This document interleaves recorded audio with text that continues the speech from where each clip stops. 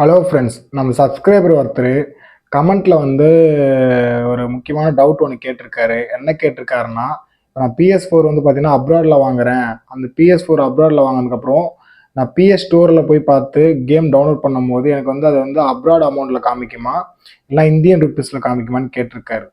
Actually அது என்ன அமௌண்ட்டில் காமிக்கும்னா அப்ராட் அமௌண்ட்டில் தான் காமிக்கும், இந்தியன் ருப்பீஸில் காமிக்காது. ரீசன் ஏன்னா அவங்க லாகின் பண்ணும் போதே என்ன பண்ணியிருப்பாங்கன்னா, ஐடி கிரியேட் பண்ணும் போதே என்ன பண்ணியிருப்பாங்கன்னா, ஸோ அவங்க கண்ட்ரி சூஸ் பண்ணியிருப்பாங்க. இப்போ எக்ஸாம்பிளுக்கு பார்த்தீங்கன்னா, அப்ராட்லேயே உங்களுக்கு நியூசிலாண்டு அண்டு லண்டனு சம்திங் ஏதோ ஒரு அப்ராடு இது மாதிரி அந்த இடத்துல பை பண்ணி கொண்டு வராங்கன்னு வச்சுங்களேன். ஸோ அந்த இடத்துல கண்ட்ரி நம்ம மென்ஷன் பண்ணும்போது அந்த கண்ட்ரியோட டாலர்ஸோ ருப்பீஸோ என்ன இருக்கோ அதான் வரும். நம்ம இந்தியனில் பார்த்தீங்கன்னா ருப்பீஸ்னு மென்ஷன் ஆகும் நம்ம கண்ட்ரியில், இந்திய கண்ட்ரிக்கு. இதே அவங்க இப்போ நியூசிலாண்டு அந்த மாதிரி போயிங்கன்னா அவங்களுக்கு டாலர்ஸ் அந்த மாதிரி வரும்.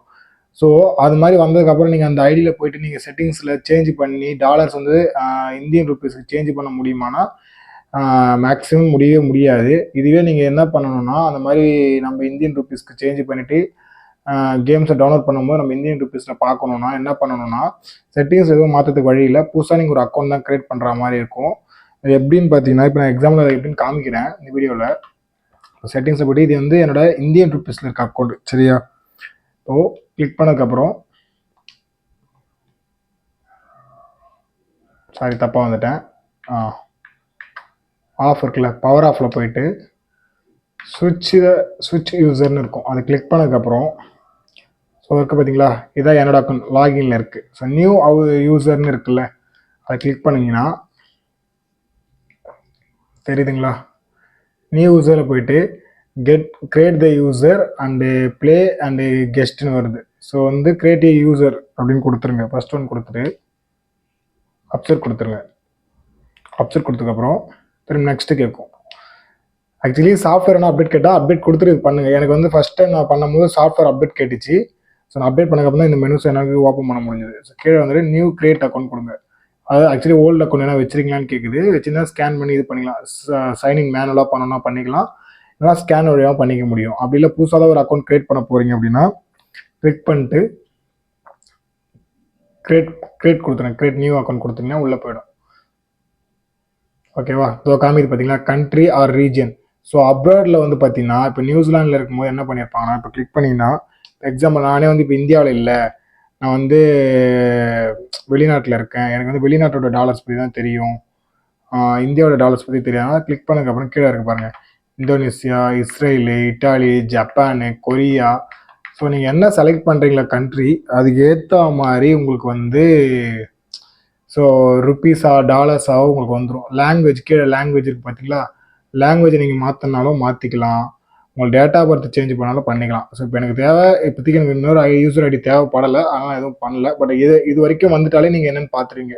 ஸோ நீங்கள் கண்ட்ரி கொடுத்துட்டாலே, இப்போ எக்ஸாம்பிளுக்கு நீங்கள் அப்ராடில் பை பண்ணிட்டு வரீங்க, ஆல்ரெடி இருக்கிற ஐடியில் பார்த்தீங்கன்னா டாலர்ஸில் தான் காமிக்குது, கேம் டவுன்லோட் பண்ணுற அமௌண்ட் எல்லாமே உங்களுக்கு ருப்பீஸில் காமிங்கன்னா இது உள்ளே நீங்கள் கண்ட்ரின்ற இடத்துல ஆல்ரெடி அப்ராட் கண்ட்ரி என்ன இருக்கோ அதை சேஞ்ச் பண்ணிவிட்டு இந்தியா கண்ட்ரி கொடுத்து லாங்குவேஜ் இங்கிலீஷில் வேணும்னு கொடுத்துட்டு நீங்கள் டேட்டா பர்த் கொடுத்து நெக்ஸ்ட்டு கொடுத்தீங்கன்னா ஸோ உங்களுக்கு லாகின் ஆகிடும். மெயில் ஐடி கேட்கும், மெயில் ஐடி கொடுத்து லாகின் பண்ணுற மாதிரி இருக்குது. இவ்வளோதான் விஷயம், சரிங்களா?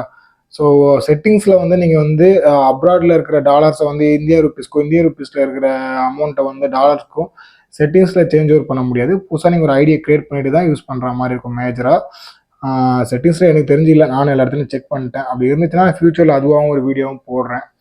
அதுக்கப்புறம் பார்த்தீங்கன்னா நம்ம இன்னொரு சப்ஸ்கிரைபர் என்ன கேட்டிருக்காருன்னா, அவருக்கு பெரிய டவுட் போல் இதுவும், பிரதர் ஆக்சுவலி நான் PS4 ஆர் 5ல் கேம் டவுன்லோட் பண்ணுறது நைட்டில் பண்ணலாமா, இல்லை பகல்லையே PS4 ரெஸ்ட் மோடில் போட்டு பண்ணலாமான்னு கேட்டிருக்காரு.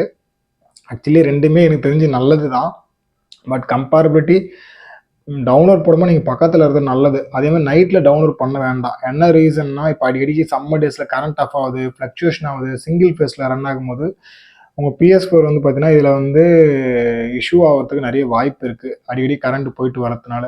ஸோ கரண்ட்டு எப்போல்லாம் போகாதோ அந்த டைமில் நீங்கள் பக்கத்துலேயே இருந்து அந்த கேமை டவுன்லோட் பண்ணுற மாதிரி பார்த்துங்க, அதுதான் நல்லது. கொஞ்சம் கொஞ்சமாக டவுன்லோட் பண்ணுங்கள். இப்போ இன்றைக்கி ஒரு 10 GB, நாளைக்கு ஒரு 10 GB, நாளான்னைக்கு ஒரு 10 GBன்னு கொஞ்சம் கொஞ்சமாக டவுன்லோட் பண்ணி ப்ளே பண்ண பாருங்கள். சிஸ்டம் மேக்ஸிமம் கரண்ட் ஆஃப் ஆகிறதுனால அடிக்கடிக்கு ஆஃப் ஆகிற மாதிரி ஆஃப் ஆகாத மாதிரி பார்த்துக்குங்க. அதுதான் சிஸ்டத்தோட சேஃப்டியும் கூட. ஸோ இந்த மாதிரி டவுன்லோட் பண்ணுங்கள். ஒய்ஃபை வழியாக எனக்கு கேட்டால் டவுன்லோட் பண்ணுறது ஒர்த்து கிடையாது. லேண்ட் கேபிள் வழியாக நீங்கள் டவுன்லோட் பண்ணிங்கன்னா சீக்கிரமாக டவுன்லோட் ஆகிறதுக்கு நிறைய வாய்ப்பு இருக்குது. ஒய்ஃபை வழியாக டவுன்லோட் பண்ணும்போது பார்த்தீங்கன்னா வயர்லெஸ் வழியாக டவுன்லோட் பண்ணும்போது ரொம்ப லேட் ஆகும். இதே ஒய்ஃபையை நீங்கள் லேண்ட் கேபிள் டேரெக்டாக கனெக்ட் பண்ணி டவுன்லோட் பண்ணும்போது கொஞ்சம் ஃபாஸ்ட்டாக முடிஞ்சிடும். வயர்லெஸ் வழியாக பண்ணதை தாண்டி ஒயர்டு வழியாக பண்ணுறது எனக்கு தெரிஞ்சு பெட்டரு. ஸோ அப்படியே ட்ரை பண்ணுங்கள். எனக்கு தெரிஞ்சு அதுதான் பெட்டராக இருக்கும் பிரதர். இதுக்குன்னு ஒரு வீடியோ போட முடியாது, ரொம்ப ஷார்ட்டான ஒரு கொஷின் தான். ஸோ அதனால ஷார்ட்டாக இந்த வீடியோவை உங்களோட டவுட்டுக்கு இதில் அட்டாச் பண்ணி சொல்லிட்டேன். ஸோ லேண்ட் கேபிள் யூஸ் பண்ணுங்கள். மேக்ஸிமம் சீக்கிரமாக கேம்ஸ் டவுன்லோட் ஆகிடும். நைட்டில் டவுன்லோட் பண்ண வேண்டாம். சம்மர் டேஸில் கரண்ட் ஆஃப் ஆகிறதுனால உங்களோட சிஸ்டம் இஷ்யூ ஆகிறதுக்கு நிறைய வாய்ப்பு இருக்குது. ஸோ சேஃப்டி செக்யூராக யூஸ் பண்ணுங்கள். இந்த மாதிரி டவுட்ஸ் இருந்தால் அடுத்த வீடியோவில் சொல்லுங்கள். நான் கீழே கமெண்ட்டில் போடுங்க. நான் அடுத்த வீடியோவில் மேக் பண்ணி போடுறேன். வீடியோ பிடிச்சிருக்குன்னு நினைக்கிறேன். வேறு எதாவது டவுட்ஸ் இருந்தால் கீழே கமெண்ட்டில் சொல்லுங்கள். அடுத்த வீடியோவில் பார்க்கலாம். Thank you all. பாய்.